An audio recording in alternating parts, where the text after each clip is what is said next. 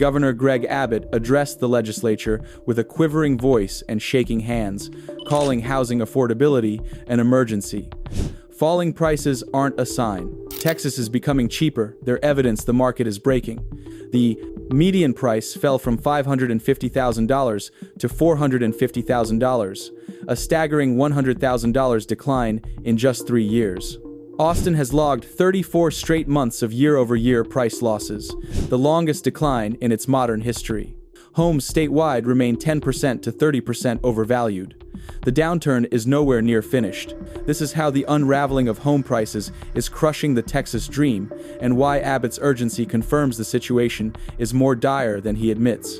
A $500,000 home at a 3% rate costs roughly $2,100 a month. 45% of listings show price cuts. Austin homes now sit on the market for 71 days. Homeowners illustrate how brutal this has become. Jennifer bought in North Austin in 2022 for $575,000 at 5.5%. She assumed Austin prices would keep climbing. By 2025, her next div-in home was worth $480,000, a $95,000 loss. Abbott signed the bills. A reporter asked the question everyone expected. Governor, Austin home prices are down 18.2% from peak. Dallas has been falling for 6 months. How do tax cuts recover equity for people who've lost $50K or $100K? Everyone knew property tax cuts don't stop a housing slide. When demand falls and supply rises, prices drop. No law prevents it. New data shows U.S. home prices are falling at a pace not seen in years. Redfin reports that the median home sale price in April slipped roughly 4% from a year earlier, nearly an $18,000 drop following the record-breaking pandemic highs. Are these price declines concentrated in specific regions? What we're seeing is that the sharpest drops are hitting the pandemic boomtowns, cities like Austin and Boise, Idaho. In Dallas-Fort Worth, year-over-year prices have been negative for 6 consecutive months. The median has slipped 2.26% to $400,000. His property tax cuts can't stop the correction that's already underway. 3 years ago, Austin was the hottest real estate story in America. Prices rising 20% year-over-year, homes selling sight unseen, bidding wars everywhere, cash buyers dominating. The median hit $550,000 in May 2022. Everyone assumed the ascent would continue.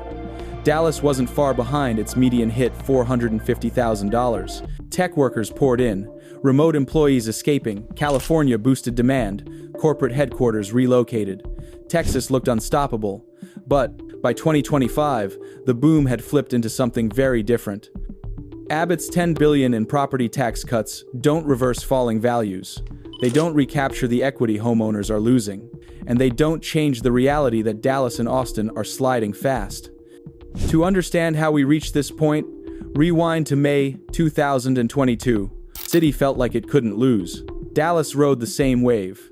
Between 2020 and 2022, prices climbed from about $280,000 to $450,000, a 61% jump.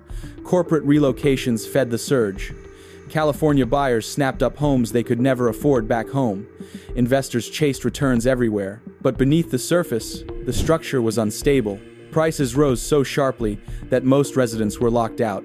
A teacher earning $55,000 couldn't touch a $500,000 Austin home. A nurse making $70,000 couldn't buy a $400,000 house in Dallas. The core workforce was shut out. Then, the Federal Reserve raised interest rates, and the shift was immediate. March 2022 marked the first rate hike, small but symbolic. Mortgage rates climbed from under 3% to 4%, then 5%, then 6%. By late 2023, they topped 7%. At 7%, it's about $3,330, a 58% jump for the same property. Buyers retreated. First-time buyers were completely pushed out. Even solid earners couldn't qualify. Homeowners with 3% loans refused to trade them in for 7%, freezing inventory. The lock-in effect paralyzed the market. By late 2022, Austin's prices began to slide, not level off, but genuinely decline. A $56,000 drop in 7 months. The correction had begun. In 2023, the fall intensified. The total decline from peak $100,000, or 18.2%, and 34 straight months of year-over-year declines unmatched in Austin's history. Dallas held up longer, but cracks formed in 2024. Year-over-year numbers slipped negative. Dallas echoes the trend. Condos got hit hardest, down 8% year-over-year and taking 102 days to sell. During the boom, condos sold in 2 weeks. Townhomes are down 3%, lingering 98 days, with 6 months of supply. That's above a balanced market. Single-family homes held on longer, but are weakening. Days to sell reached 89.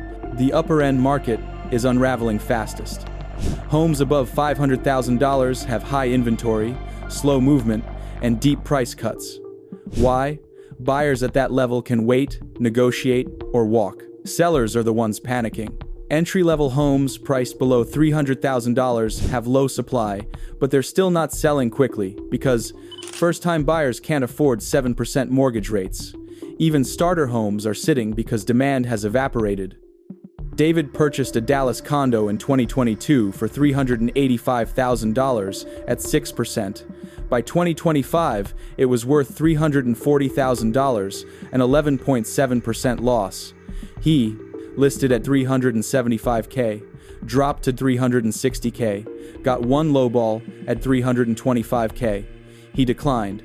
Now he wonders if he should have taken it, because prices keep falling.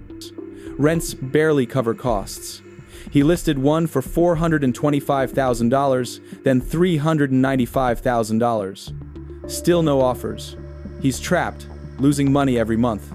Then came Abbott's emergency declaration. On the 2nd of February 2025, he addressed lawmakers with a tense, shaky tone. "We know many Texans face an affordability crisis," he said. "Last session, we cut your property taxes, but many saw those savings erased." He made further property tax relief an emergency item and pushed for $10 billion more in cuts. He demanded voter approval for increases, but observers noted what he ignored: the collapsing prices, the lost equity, the underwater homeowners. Tax cuts only help those who remain in their homes. They don't recover equity. They don't stabilize values. They don't help the families who bought at the top.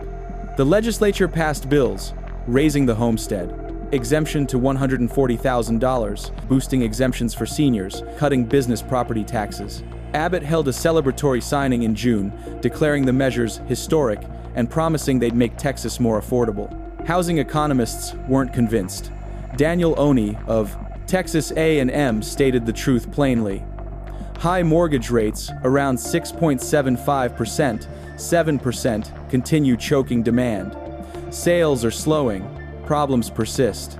Tax cuts don't fix mortgage rates, restore $100,000 in equity, or halt falling prices.